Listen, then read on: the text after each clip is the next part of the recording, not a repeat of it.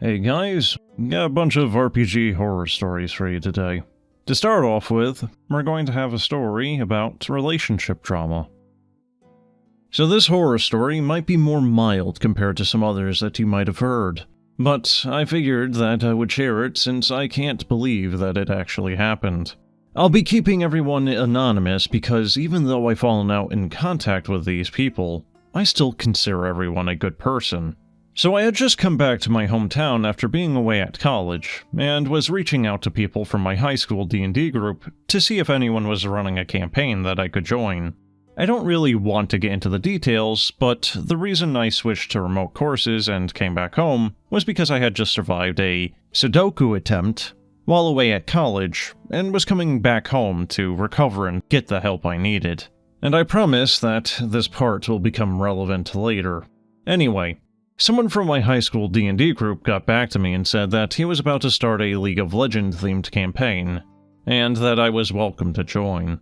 And I know how that sounds, but the League of Legends part actually wasn't related to what killed the campaign. We started meeting for the sessions, and I found out that I would be playing with Warlock, who was in our high school D&D group, the Fighter, also from the group, the Artificer, who wasn't in the group, but was the Fighter's girlfriend and seemed like a cool person, and then the DM.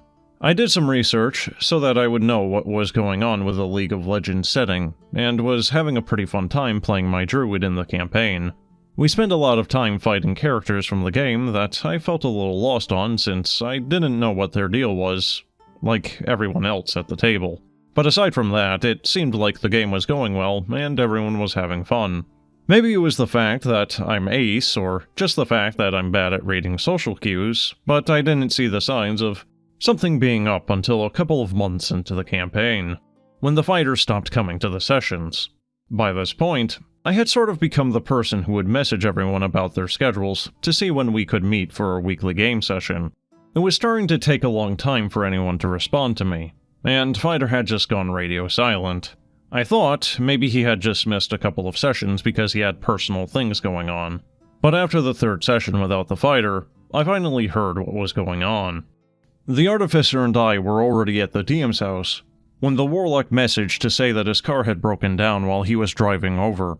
So, the DM, the Artificer, and I all decided to drive over to Warlock to help him out. While we were in the car, I asked if the DM knew if the Fighter would be coming to the session, since I wanted to let the Fighter know that there wasn't anyone left at DM's house. That was when the Artificer and the DM gave me awkward looks and dropped the bombshell that the Fighter probably wouldn't be coming back to the campaign after the Artificer left the Fighter for the DM. I hadn't even noticed that the DM and the Artificer were together. On top of that, they told me that the main reason the Fighter had disappeared was because he had taken the breakup really poorly, and up until recently, he had been in the hospital because he had been recovering from a Sudoku attempt. My initial discomfort with how casually they were discussing the Fighter's Sudoku attempt quickly devolved into horror when they felt the need to mention that the Fighter's method was a pill overdose. Or, as they referred to it, the pussy way of doing it. What the fuck? I had never told them exactly why I had come back from college, so they had no way of knowing that I was also a survivor of a Sudoku attempt, or that I had also tried to do it by overdosing on pills. Still, that really changed how I viewed these people, and I kind of just sat there awkwardly in the car until we reached the Warlock. I sort of tuned out and just went through the motions that session. I never messaged anyone to ask when we could meet for the next week's session, and no one else asked the group chat about continuing the game. At that point, I had realized that I had been the only one trying to keep the dying campaign alive. I guess if there's anything positive to take away from that experience, it was the lesson to just let crumbling campaigns die. You might want to rethink what you consider a good person there, buddy. That's all I really gotta say here. And now, on to the next story. I'm a forever GM who is always on the hunt for a table that I can play at as a player. Earlier today, I was pretty excited to hear that the brother of someone that I know was looking for players to start up a new campaign. So I asked what the game would entail. I was told that he didn't want to spoil the plot of his game, or even say which game system he would be using, until Session 0, and that he wouldn't give such details on what the game would even be about, because he didn't want his intellectual property being leaked to the public.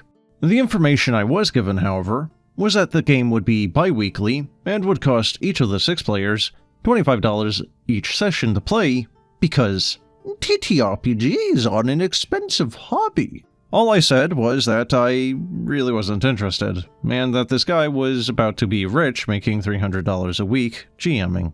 Also, to add a bit more information, I'm part of an art studio. The company that owns the studio wanted to form a gaming group to promote creativity and friendship.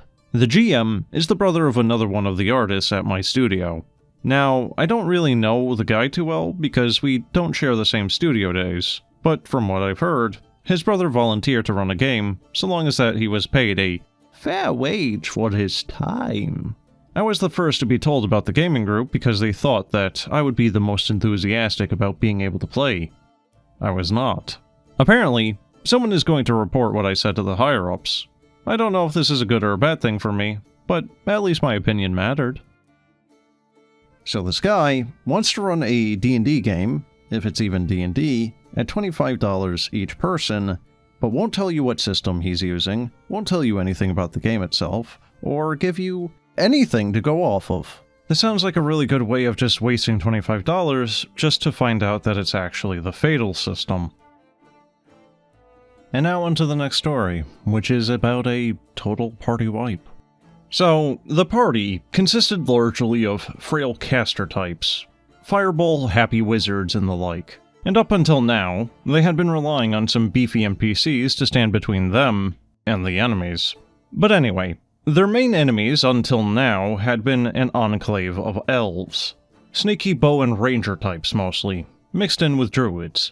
And in the last session, their tank NPC went missing due to some demonic meddling, and a semi-friendly informant NPC had also vanished. That seemed to throw the group for a loop, so they decided to march into the elf's forest, without a tank, toward the elf's sacred tree. So, I asked them, why? "We're going to burn it down," was the answer, but not before telling an elf in the city where they wanted to go. I'd also like to point out that they also had the gall to ask him to be their guide. Also, to add here, they only told him where they wanted to go. They weren't quite so bold as to tell him their plan. Also, the sacred tree was basically the most dangerous place that they could have gone, and they knew this. Like, they had almost died to the elves quite a few times, and there would be more there, with less backup for them. Anyway, so up until that point, they had been lighting elves on fire by the score, and they knew that the elves hated them.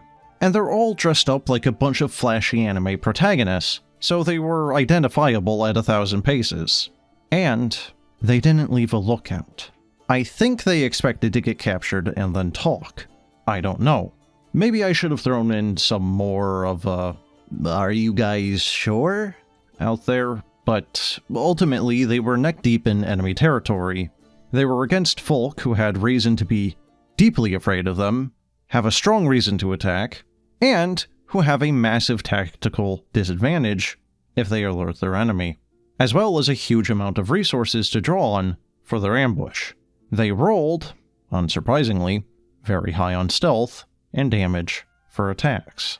You wake up briefly, in an incredible amount of pain. You're aware of your surroundings just long enough to understand that you've been feathered with arrows. The last thing that you ever see is the night sky above you. I don't know, I definitely could have pulled that punch, but I feel that if I did, I would have just encouraged more recklessness. What should I have done? Well, that's a very good question, and I don't think that it's one that really has a definitive one-size-fits-all answer. On one hand, you could argue that saying something along the lines of, "they're all dead now," because they ignored the warning signs, is a bit of a fiat. You could just as well argue that because they ignored the signs, they should pay the price. and learn their lesson. One thing you definitely need to think about when this is done is this going to kill the desire for the players or yourself or everyone involved, or is this something that is going to be able to be worked around? I personally have generally tried to avoid total party wipes. But now for the next story, which is about a DM who doesn't like large swords. So, when I was in college, some friends introduced me to D&D, and I instantly got hooked, and the group I was in was fabulous. We played many different systems and campaigns for the 3 or 4 years that we were together. Now, fast forward to 2016, and I had just graduated and moved to a different state for work. After a few months of settling in, I decided that I wanted to try to find a new group. One day at work, I mentioned that I wanted to get back into D&D to a coworker, Billy, and he mentioned that a game he was DMing just wrapped up. He went on to say that he was interested in starting up a new game with other coworkers, and asked if I would like to join. I accepted, as he seemed like a good guy, and I honestly felt more comfortable playing with coworkers than people I didn't know. After asking around, Billy and myself managed to recruit enough people to start up a game. The group assembled at Billy's apartment for a session 0. We were playing Pathfinder, and most of the players were brand new to TTRPGs, aside from Billy and his wife. Everyone I didn't already know from work seemed friendly. Billy advised us of his rules, which included things to make sure that players stayed comfortable and weren't thrown into any sort of uncomfortable or uncontrollable situation. The main rule, however, was that we could only build characters using the core rulebook, since the majority of the table were new players. Okay, cool. No issues there. I'll admit that I was a little bummed, as I had already had a class picked out, but no worries. Core keeps things simple. So, the night ended with Billy handing us pre-built character sheets to run a short combat session. Overall, I left the first meeting feeling positive. The next day, the rest of the players and myself created a group chat to start working on character concepts. I had decided that, since they were new, I would wait until the others had picked, so that I could fill out what was needed. A few days later, everyone had picked what they wanted, and we ended up with a monk, a cleric, a bard, and a sorcerer, who was Billy's wife. I decided that I was going to play a fighter. Now, a few days before session 1, I showed Billy my character, a not-so-smart or wise human named Jerome, who, with some feet work, wielded an oversized bastard sword. Billy had some concerns. So you're playing a male fighter who is big and dumb. Are you going to be able to RP a man properly? Yes. I've played male characters before with no issue. Well, just know that I take RP encounters very seriously, and I will hold you to character. Just make sure that you keep up the act. Now, I feel like I should point out that I prefer to play male characters in RPGs, even though I'm female. I learned sorta quickly that NPCs and players tend to point out that you're a girl when you play one, and want to RP as such. So, it's easier just to be a man's man. Shortly after that conversation, we had our first session. Things were good at first. The party met up at some small tavern in a small town.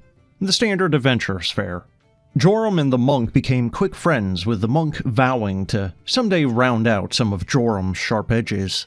The party left the town for the big city to complete a quest that was given to them by the mayor. On the way out, the party got into their first ever combat encounter together. And, oh dear lord, that first combat encounter. We were ambushed by a band of 4 or 5 highway robbers. Everybody but the monk and the sorcerer rolled terrible initiative, which meant most of the party was taking their turns after the enemies. The monk went first, and rolled his first dice of the game. A critical failure. After rolling from a table, Billy announced that the monk had hit himself below the belt, which caused him to be stunned for, after rolling a d4, 4 turns. The monk's player was visibly upset, as he knew that he was most likely out of the rest of the encounter. Billy announced that it was now the sorcerer's turn, and his wife picked up the die.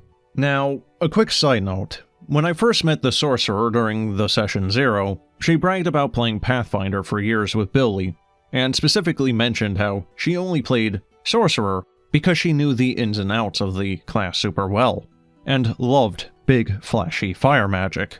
Somehow, with a combination of RP, asking Billy what her spells did, pondering the best location to use area spells, and theory crafting the ideal attack, the sorcerer managed to make her turn last 21 real-world minutes. The sorcerer kept the long trend up, and caused a bunch of other issues during the campaign, but that's a story for another time. By the time that she decided on the play that she wanted to do, most everyone at the table had checked out, and were looking up stuff on their phones, including me. The sorcerer's spell managed to deal light damage to one of the enemies, which led to them taking their turns. And finally, it was my turn. Jerome swung his big sword and got a lucky roll, dealing maximum damage and outright one-shotting one of the highwaymen.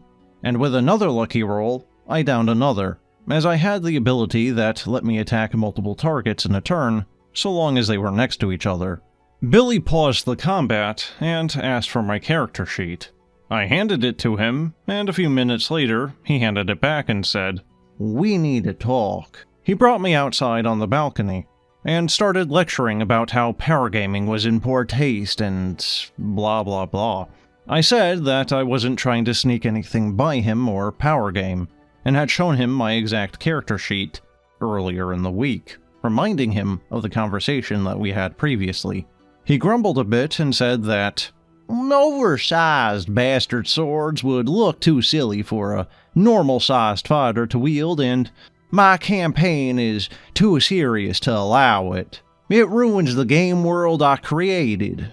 I offered to change weapons before the next session, or roll a new fighter outright, but he declined, saying, "Just don't surprise me with anything else, alright?" At this point, I was uncomfortable looking up at the 6-foot angry DM and just wanted to get back inside, so I agreed. The session ended shortly after, with the rest of the highway robbers running away and nobody else getting a combat turn. At this point, I was honestly thinking about leaving the game, as the first session left a pretty bad taste in my mouth. But I continued anyway, as I didn't want to deal with the awkwardness at work. Plus, I just really wanted to play D&D.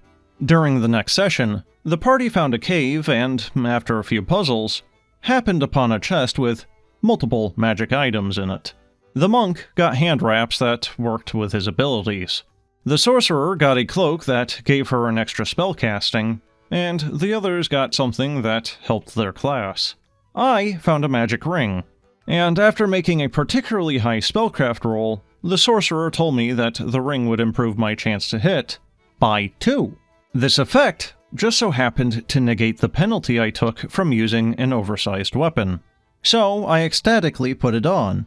Immediately, my health started to drop, as starting from the finger that the ring was on, my arm blackened. It turns out the ring Joram so carelessly put on was cursed. What a guest. Maybe now he'll think twice about equipping random items from a dungeon without getting them properly checked first. I, out of character, so why would Joram think that the ring was cursed? Not only did everyone else get non-cursed items, but the sorcerer rolled really high as well on that check, and pretty confidently told me that it was safe. I'm not sure what else I could have done there. "Well, this is a powerful cursed item. Sometimes you can't always trust your party to get things right." I tried to take the ring off, but of course it wouldn't come off. Billy told me that I have 2 minutes, real-world time, to find a way to remove it, or my character would die. In the end, everything that everyone tried didn't work, and we ended up cutting off the finger that the ring was on. Billy announced that because I am now missing a finger, I had to take additional penalties to attack, as well as any skill that required the use of the hand. Could it be restored or healed at a temple? The short answer being no. That cursed ring was so powerful that any attempts would fail for sure. Is there a magic item that's not cursed that I could have from that chest? No. I asked him later out of character if there was any solution other than cutting the finger off, but he dodged the question with, "Well, nothing that your character could think up with his low intelligence." And that was it. That's how my character lost a finger. Permanently. With no way of recovering it. This story is already pretty long, so I'm marking it as multiple parts in case anyone is interested in hearing the rest. There's still plenty of horror to write about from that campaign, including my character forcefully getting retailed due to receiving a 35-year jail sentence in a quite inescapable prison, his replacement getting nerfed to the point of being unplayable, and the sorcerer's multiple meltdowns when she wasn't being treated like the main character by the rest of the party. Okay, so it's been a while since I've done a story where I've had to say it, but bad D&D isn't worth it. Don't put yourself through crap just because you want to do D&D. The fact that this guy punished a new player with a critical fail table without having talked to anyone about it before is already bad enough. When I was originally reading the title of the story and whatnot, I was thinking that you were going to be the problem, OP. Like, oh, okay, you have a cloud anime sword and it is completely ridiculous. No, it's a sword. It's a bastard sword, a hand-and-a-half sword. Perfectly normal thing to be using in a fantasy setting. This guy had an issue with his bandits, not his BBG, not something like a troll or, like a dragon getting one-shot. No. Run-of-the-mill highwaymen getting one-shot. You would think that you spit in his face. And then we have a 21-minute long turn. And then there's the cursed item, and the favoritism towards his wife. The fact that you went back for more is like a drug addict trying to scramble for his fix. Why would you do that to yourself? But now I'm curious, what other kind of crap did this guy try to pull? Or his wife? But anyway, that's the end of this one, so as always, thanks for listening, and have a good one.